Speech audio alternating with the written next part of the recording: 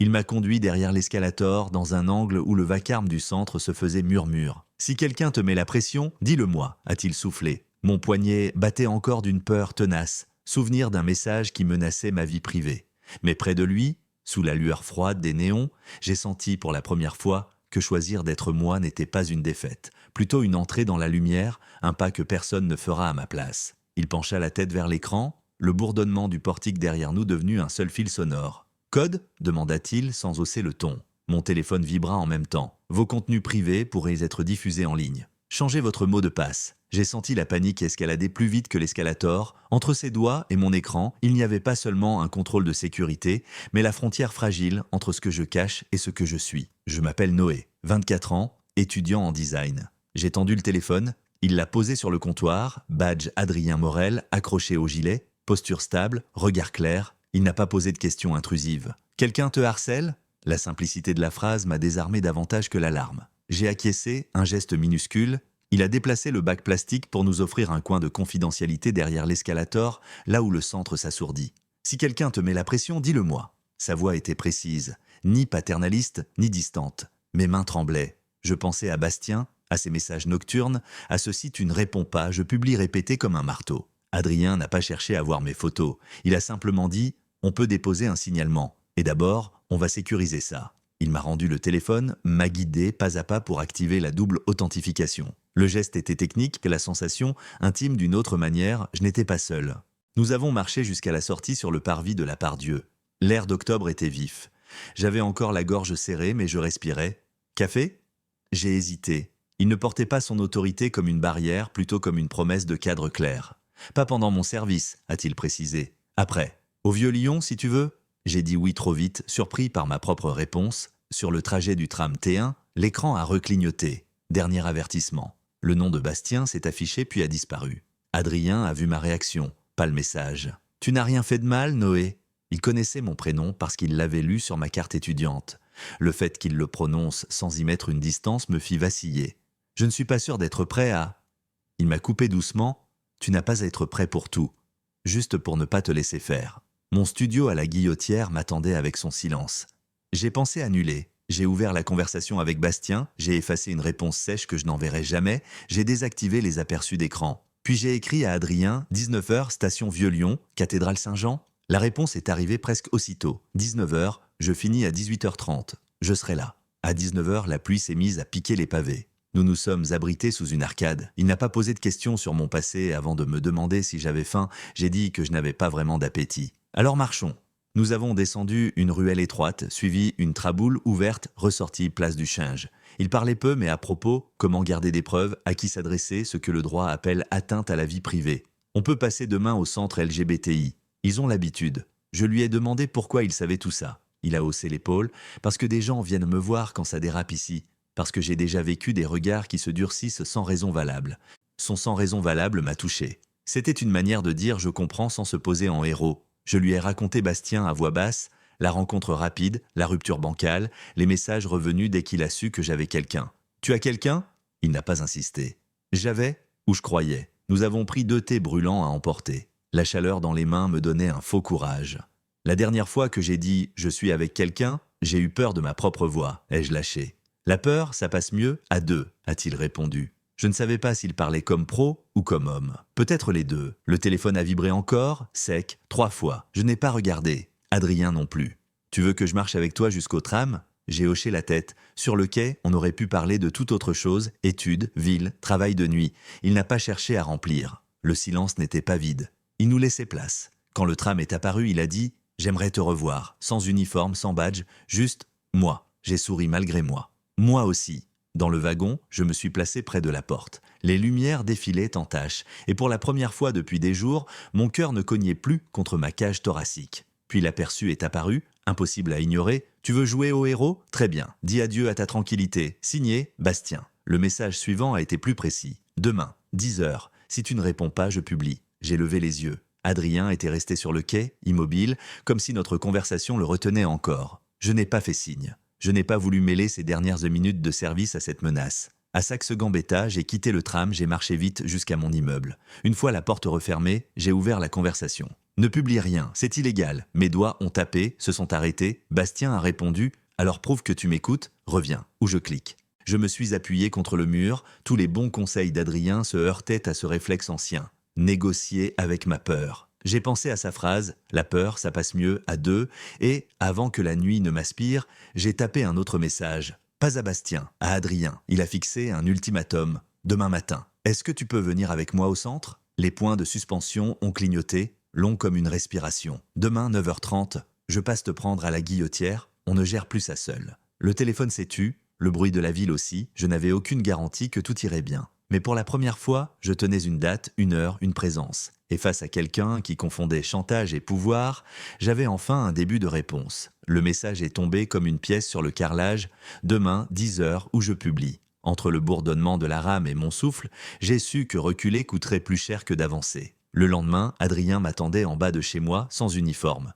Il avait glissé son badge dans une poche, hors de vue. « On passe d'abord par le centre, puis on voit la police », dit-il. J'ai hoché la tête. Mes mains cherchaient déjà à écrire à Bastien pour gagner du temps. Je les ai enfouies pour empêcher la peur de négocier. Au centre LGBTI Lyon, l'accueil fut net. On m'a pris à capturer les preuves, à archiver les menaces, à lister les dates. Adrien prenait des notes, pas à ma place, mais avec moi. Quand on me demanda si je voulais déposer plainte, je dis oui, et ma voix ne trembla pas autant que prévu. Sur le formulaire, j'écrivis « atteinte à la vie privée » et « chantage ». 2 mots pour un nœud qui me suivait depuis des mois. « Il reviendra à la charge », dit la juriste. « Ça arrive souvent, il faut tenir la ligne ».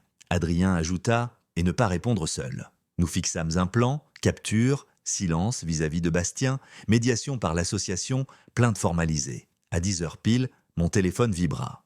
Je regardai l'écran, puis Adrien. « On tient le plan ?» souffla-t-il. Je tins. En sortant, il se mit à pleuvoir fin. « Tu es sûr de vouloir travailler cet après-midi ?» demanda Adrien. « J'avais des maquettes à rendre. J'y vais. Je ne veux pas que Bastien prenne aussi ce temps-là. » À l'atelier, je n'ouvris pas la messagerie, mais la peur passait quand même par les fissures. À la pause, je racontai à Elena, ma camarade la plus fiable. Elle serra ma main. « Tu fais ce qu'il faut. » Je lui demandai de n'en parler à personne. Elle accepta, sobrement. Le soir, je retrouvai Adrien près du Rhône. Nous avons marché sans but. Je lui dis ce que je n'avais dit à personne. Avant Bastien, il y avait eu Hugo, un ami d'enfance, hétéro, pour qui j'avais éprouvé un attachement silencieux. Rien de déclaré. De longues années à apprendre à me tenir à distance de ce que je désirais pour ne pas déranger. Alors, face au chantage, tu reviens vers ce réflexe-là, conclut Adrien. J'acquiesçais. Sauf que cette fois, on ne confondra pas prudence et soumission. Son téléphone sonna, le travail rappelait. Je dois couvrir un remplacement demain. Il s'excusa presque. On se voit quand même ? Oui. Il ne promit pas un miracle, seulement sa présence quand il pouvait. C'était assez pour avancer. Bastien ne lâcha pas. Les messages devinrent plus pressants, puis moqueurs. Une nuit, il envoya une capture d'un dossier titré à mon nom. Rien de publié, juste la menace rendue visible. Je ne dormis pas. Au petit matin, j'écrivis à Adrien « Je n'en peux plus ». Sa réponse arriva très vite. « On va déposer les pièces supplémentaires. Aujourd'hui ». À la permanence de police, l'agent prit la plainte avec professionnalisme. On me demanda de décrire les faits sans les dramatiser. Adrien, à côté, gardait la même posture calme que la première fois. En sortant, il souffla « Tu as fait un grand pas ». Je pensais à tous les petits pas qui avaient précédé. La double authentification, le premier non-réponse, la marche sous la pluie, la tasse brûlante entre mes paumes. Aucun ne réglait tout. Ensemble, ils dessinaient une ligne. Le soir, il y eut une première fissure entre nous. J'avouai, à mi-voix, qu'au tout début du harcèlement, j'avais, une nuit, renvoyé un message à Bastien pour acheter de la paix. Adrien détourna le regard. « Tu ne me l'avais pas dit. » J'eus honte. « J'avais peur que tu penses que j'entretiens. » Il ne me reprocha rien, mais il se tut longtemps. J'entendais dans ce silence une frontière neuve. « Je ne suis pas ton juge, » finit-il par dire. « Mais j'ai besoin de savoir où tu en es. S'il reste un fil, il faut le couper net. » Je supprimai ce dernier échange devant lui, vidai la corbeille, bloquai, signalai. Pas pour lui prouver, mais pour me prouver que j'en étais capable. Pourtant, je sentais qu'un recul s'était glissé entre nous, comme une marche à remonter. Il proposa qu'on espace nos messages quelques jours, le temps de respirer chacun. Je t'accompagne pour les démarches, pour le reste, donnons-nous du temps. Je rentrai à pied, traversant la presqu'île avec l'impression d'avoir fait correct et insuffisant à la fois. Sur le pont, j'écrivis seulement « Merci d'être venu ». Il répondit « Je suis là pour ça ». Et pour le reste, on verra. La nuit, je rêvais d'un musée sans mur où toutes les pièces portaient des heures précises. On avançait en suivant un fil rouge reliant les moments où j'avais dit oui quand je voulais dire non. Le matin, je me levais avec la sensation que l'exposition n'était pas finie, qu'elle continuait dehors avec un cartel qui disait « à compléter ». Le lendemain, je reçus un nouveau message de Bastien. plus court que les autres. Dernière chance. Je ne tapais pas de réponse, je pris une capture, la classai, envoyai au dossier partagé avec l'association. Puis, j'allais en cours, décidé à ne pas lui céder mes après-midi. À la sortie, Adrien m'écrivit sans question. « Comment s'est passée ta journée ?» Je répondis « Je tiens, grâce au plan ». Écrire ces mots me fit du bien, comme si le plan avait aussi une voix. Le matin où ma mère a appelé, je savais que quelqu'un avait parlé avant moi. Elle ne demandait pas de nouvelles, elle voulait un verdict. Elle avait reçu des captures, anonymes, envoyées à l'adresse familiale. « Tu as gâché ta vie ?» lâcha-t-elle sans bonjour. Je n'ai pas tenté de la convaincre en une phrase. J'ai demandé à la voir, elle a accepté un café à la gare de Perrache. J'ai prévenu Adrien que j'y allais seul. Il n'a pas insisté pour venir. Il m'a demandé seulement de fixer une durée, de partir si ça tournait mal. Dans la salle d'attente, ma mère s'est tenue droite, sac sur les genoux. Elle a parlé de honte, de voisins, de travail. Ce n'est pas une phase, ai-je répondu droit aussi. Elle a dit qu'elle ne savait pas quoi dire à mon père. La vérité. Elle a haussé les épaules, a écrit quelque chose sur un carnet comme « on coche une tâche ». Quand je suis parti, rien n'était réglé. Mais je n'avais pas baissé les yeux. C'était nouveau. Au même moment, Adrien gérait un autre front. Au centre commercial, des collègues avaient glissé des sous-entendus, puis des blagues, puis des conseils hypocrites. Reste discret. Son chef l'avait reçu pour lui dire d'éviter l'exposition, sans préciser ce que cela signifiait. Adrien avait pris des notes, demandé des écrits, on lui avait répondu par des sourires vides. Il m'a raconté, le soir, sur un banc près des berges, ils veulent que tout s'arrange sans reconnaître ce qui se passe. Entre nous, la distance s'est accrue. Non pas l'absence, la prudence. On parlait au téléphone, on se voyait plus court. Je savais qu'il se protégeait. Je me protégeais aussi. La plainte suivait son cours, Bastien continuait à piquer, souvent depuis des numéros différents. L'association servait de bouclier. Pourtant, chaque nouveau message était un clou dans le bois, petit mais audible. Un dimanche, j'ai croisé Hugo sur le marché. Il a demandé comment j'allais, simplement. J'ai répondu que je me débattais avec une histoire compliquée. Il a souri avec cette gentillesse qui m'avait autrefois désarmé. « Tu vas y arriver ?» J'ai croisé un ami qui m'a rappelé que j'ai appris à tenir debout. Et j'écris à Adrien. Il a répondu par un pouce et une phrase. Parfois, se rappeler d'où on vient, ça aide à ne pas dévier. La semaine suivante, le service RH a convoqué Adrien pour échanger sur le climat. On lui a parlé d'attitudes perçues comme militantes, on lui a proposé une mutation temporaire. « On déplace le problème », a-t-il dit. Ils ont dit vouloir protéger tout le monde. En sortant, il m'a écrit « Je ne veux pas que tu te sentes coupable de ça ». J'ai lu et relu. « Ce n'est pas de ta faute », ai-je fini par envoyer. Le soir, chez Elena, j'ai préparé une présentation de projet. Elle a posé sa main sur mon épaule. « Tu sembles ailleurs ». J'ai dit « Je tiens, mais ça use ». Elle a proposé de venir au centre avec moi la prochaine fois. J'ai accepté. Tenir à deux ne s'oppose pas au fait d'être plusieurs à soutenir. Bastien n'a changé de stratégie. Moins de menaces, plus de piques. Tu joues la victime. Personne ne te croit. J'ai compris qu'il cherchait l'épuisement. J'ai éteint les notifications, puis je les ai remises par peur de rater un tournant. Adrien m'a rappelé la ligne. On ne répond pas, on documente, on vit quand même. Alors j'ai continué à rendre mes travaux, j'ai repris le sport, j'ai accepté une sortie avec des camarades. Je n'avais pas l'impression de gagner, je n'avais plus celle de perdre. Un soir, ma mère a envoyé un message court. « On peut parler sans crier ?» Je lui ai proposé le centre pour être accompagnée. Elle a d'abord refusé, puis a demandé l'adresse. J'ai pris ça comme une brèche. Avec Adrien, on s'est vu après pour marcher jusqu'au bout du cours Charlemagne. « Tu as l'air épuisé ?» a-t-il dit. « Je suis encore là », ai-je répondu. Il a hoché la tête. C'est à ce moment-là que Bastien a tenté un dernier détour. Il a contacté un de mes profs via un faux compte. Le prof m'a transféré le message sans répondre. « Prends soin de toi » ajouta-t-il. J'ai senti quelque chose basculer. Le cercle qui me tenait commençait à se refermer, non pas sur moi, mais autour de ce qui l'alimentait. Le lendemain, j'ai fixé un rendez-vous pour elle et moi avec une médiatrice. « Vous pourrez dire ce que vous craignez et moi ce que je vis », ai-je écrit. Elle a répondu après une longue heure « D'accord, mardi, 17h ». Ce fut peu, mais suffisant pour que je dorme enfin 3 cycles entiers. Au réveil, une notification du service client du centre commercial apparaissait. On lançait des ateliers de sensibilisation aux discriminations le mois prochain. Adrien n'en parlait pas, comme d'une victoire. Ce n'est pas encore signé. Mais si ça se fait, ce ne sera pas seulement pour nous. Ce « pour nous » englobait plus large que nos prénoms. J'ai compris que l'histoire que je vivais dépassait mon écran. Elle touchait des règles, des habitudes, des angles morts. La convocation est tombée un jeudi. Bastien devait être entendu. Je n'ai pas sauté de joie. J'ai respiré plus profondément que d'habitude. Le matin de l'audition, Adrien m'a retrouvé devant le commissariat. « On reste factuel » m'a-t-il rappelé. Dans la salle, j'ai répété la chronologie pour montrer les captures, expliquer les ultimatums. J'ai prononcé son nom sans le charger d'insultes. À la sortie, l'air avait une autre densité. Au centre commercial, Adrien a formalisé les faits. Date, collègues, incident. La direction a annoncé une sensibilisation. « Je veux travailler sans masquer qui je suis », dit-il. On promit de clarifier le cadre. De mon côté, ma mère avait accepté le rendez-vous au centre. La médiatrice a posé un cadre. Chacun parle tour à tour, sans couper. Ma mère a dit sa peur, son ignorance, sa fatigue. Je n'ai pas argumenté sur tout. J'ai décrit ce que les menaces faisaient à mes journées, à mon sommeil, à mes études. Je ne te demande pas d'applaudir, ai-je dit. Je te demande de ne pas nourrir ce qui me détruit. Elle n'a pas pleuré. Elle a pris un stylo et noté 2 numéros d'écoute. Je ne savais pas si c'était pour elle ou pour moi. Bastien, lui, a tenté une diversion. Un message larmoyant où il se disait perdu, puis un autre où il niait tout. L'association m'a conseillé de rester sur la ligne. Preuve, pas de réponse directe. L'enquête suivait son rythme. Je comptais les nuits sans message. Elles augmentaient. Je me réveillais sans sursaut. Un soir, Adrien m'a proposé de venir à sa séance de sport.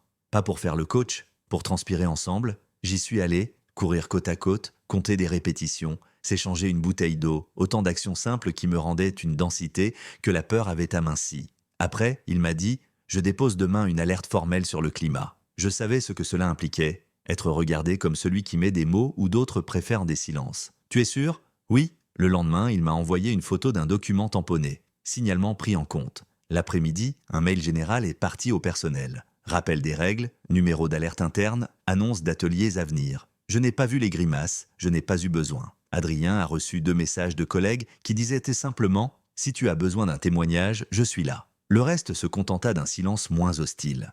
Bastien fut convoqué une seconde fois. Il a demandé une médiation. On me l'a proposé, j'ai accepté avec condition. Pas de face-à-face sans cadre, pas d'accès à mon numéro, pas d'engagement qui me priverait de mes recours. Le jour dit, je me suis assis devant une table, la médiatrice entre nous. Bastien a tenté le renversement. C'était du jeu, tu le savais. J'ai répondu, menacer de publier des contenus privés n'est pas un jeu. Elle a recentré, nous ne sommes pas ici pour discuter de sentiments passés, mais de faits et de responsabilités. Elle a rappelé la loi, posé l'exigence d'un arrêt immédiat, demandé un engagement clair. Bastien a signé un document indiquant qu'il s'abstiendrait de tout contact et de toute diffusion.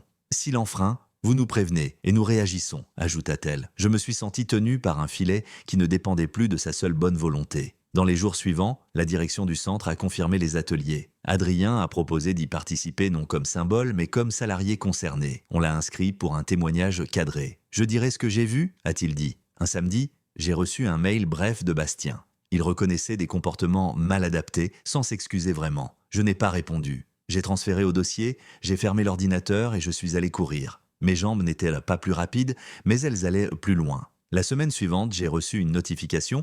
Votre plainte est transmise au parquet. J'ai relu 3 fois. C'était un jalon administratif pour moi, un pas concret. J'ai respiré et écrit à ma mère « J'avance ». Elle a répondu « J'essaie de comprendre ». Je n'ai pas surinterprété. J'ai pris la phrase comme elle venait. Ce soir-là, Adrien m'a proposé de dîner. Sans agenda. Je n'ai pas su me détendre tout de suite. À la fin, il a demandé « Tu veux qu'on se donne le droit d'essayer pour de vrai ?» J'ai compris ce qu'il me demandait. Laisser entrer quelqu'un pendant que la tempête ne s'est pas encore éloignée. « Oui », ai-je dit, « mais lentement. » Il a souri. Sérieux. Lentement, c'est déjà avancé. Le jour où j'ai laissé Adrien tenir mon téléphone sans crainte, je n'ai pas eu besoin de mots pour comprendre que la tempête s'éloignait. Au matin, un mail du parquet confirmait que l'affaire suivait son cours et que des mesures d'éloignement étaient rappelées. J'ai relu lentement. Je ne cherchais pas un triomphe, seulement un cadre. Adrien m'a rejoint pour le trajet jusqu'au centre.